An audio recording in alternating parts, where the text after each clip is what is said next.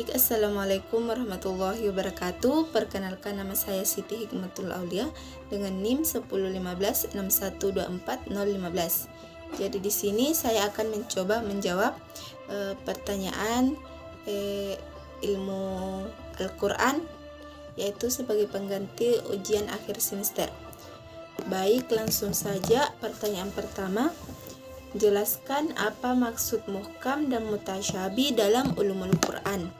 Jadi, muhkam yaitu ayat-ayat yang jelas dan tegas maknanya, tidak mengandung keraguan atau penafsiran hukum. Biasanya ayat-ayat ini bersifat hukum, perintah, larangan, atau prinsip akidah yang langsung dipahami. Contohnya terdapat pada surah Al-Baqarah, yang artinya kitab Al-Quran ini tidak ada keraguan padanya. Sedangkan mutasyabih yaitu ayat-ayat yang maknanya samar atau mengandung kemungkinan penafsiran lebih dari satu, biasanya terkait hal gaib atau istilah-istilah metaforis. Pemahamannya itu memerlukan penjelasan lebih lanjut atau takwil. Contohnya itu pada surah Toha yang artinya Ar-Rahman bersemayam di atas arsy. Nah, baik, pertanyaan kedua, jelaskan hikmah adanya nasikh dan mansukh dalam ulumul Quran. Nah, jadi hikmah adanya nasikh atau disebut ayat yang menghapus hukum sebelumnya, dan mansukh yaitu ayat yang dihapus hukumnya dalam ulumul Quran adalah yang pertama, kemudahan dan kesesuaian syariat. Nah, maksudnya itu nasikh dan mansukh menunjukkan fleksibilitas syariat Islam yang disesuaikan dengan situasi dan kondisi umat pada masa turunnya wahyu.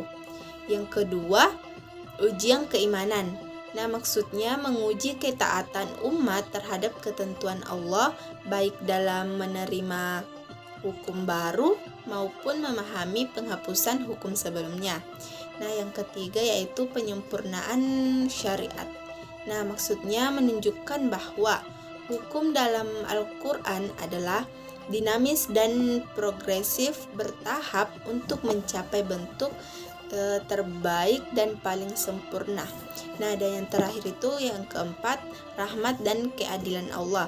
Maksudnya itu menggambarkan kasih sayang Allah dan memberikan hukum secara bertahap agar lebih mudah diterapkan oleh umat manusia. Baik, pertanyaan ketiga, jelaskan satu alasan mengapa Allah Subhanahu wa Ta'ala bersumpah dalam Al-Quran. Nah, jadi salah satu alasan Allah Subhanahu wa Ta'ala bersumpah dalam Al-Quran adalah untuk menegaskan kebenaran dan pentingnya suatu pernyataan agar manusia lebih memperhatikannya. Sumpah ini itu biasanya menggunakan ciptaannya yang agung seperti langit, matahari, atau waktu untuk menunjukkan kebesarannya dan menggugah kesadaran manusia dan dengan tanda-tanda kekuasaannya. Contohnya dalam surah Al-Asr, demi masa. Baik, pertanyaan keempat, jelaskan apa yang dimaksud dengan amsal dalam Al-Quran. Nah, jadi amsal dalam Al-Quran adalah perumpamaan atau analogi yang digunakan untuk menjelaskan konsep atau pelajaran tertentu secara lebih jelas dan menarik. Melalui amsal ini, Allah Subhanahu wa Ta'ala menyampaikan pesan-pesan moral, spiritual, atau sudah dengan cara yang mudah dipahami dan membekas dalam hati. Contohnya adalah perumpamaan orang yang berbuat syirik dalam surah Al-Hajj. Barang siapa yang mempersekutukan Allah, maka seolah-olah ia jatuh dari langit lalu disambar oleh burung. Nah, pertanyaan terakhir, Jelaskan apa tujuan dan maksud Allah memberitakan kisah-kisah umat terdahulu dalam Al-Quran. Jadi tujuan Allah itu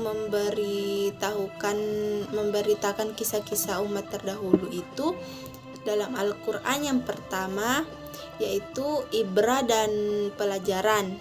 Nah, maksudnya itu agar manusia mengambil hikmah dari kejadian masa lalu, baik untuk diikuti atau kisah orang saleh maupun dihindari, yaitu kisah orang yang durhaka. Nah, yang kedua yaitu peringatan dan peringatan. Nah, maksudnya itu mengingatkan umat manusia tentang akibat dari sikap kufur atau melawan perintah Allah, seperti kehancuran kaum yang ingkar. Nah, yang ketiga itu penguatan iman, yaitu maksudnya memberikan dukungan dan memotivasi kepada Nabi Muhammad SAW dan umat Islam agar tetap tegas dalam kebenaran sebagaimana umat manusia beriman sebelumnya.